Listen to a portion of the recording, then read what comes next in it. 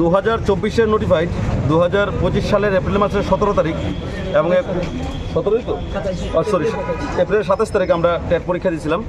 তো টেট পরীক্ষায় আমরা উত্তীর্ণ হয়েছি। টেট 1-এ প্রায় 368 জন এবং টেট 2-তে 1488 জন আমরা টেট কোয়ালিফাই করেছি। 2024 নোটিফাইড 2025-এ আমরা পরীক্ষা দিয়েছিলাম।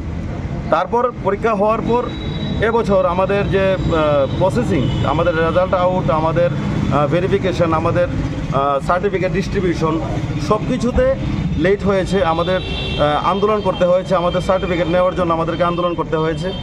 অনেক আন্দোলনের পর আমরা কিছুদিন আগে আমরা সার্টিফিকেট পেয়েছি, ঠিক আছে।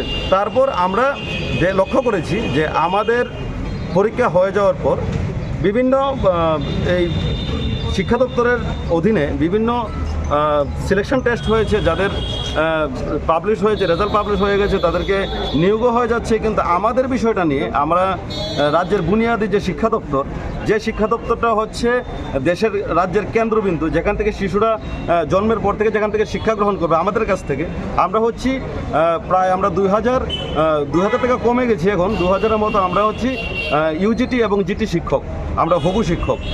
আমাদের নিয়োগ সম্পর্কে কোনো ধরনের কথাবার্তা রাজ্যের মুখ্যমন্ত্রী স্যার সহ রাজ্যের বিভিন্ন মন্ত্রী মিনিস্টাররা কোনো ধরনের মন্তব্যই ওরা করছেন না।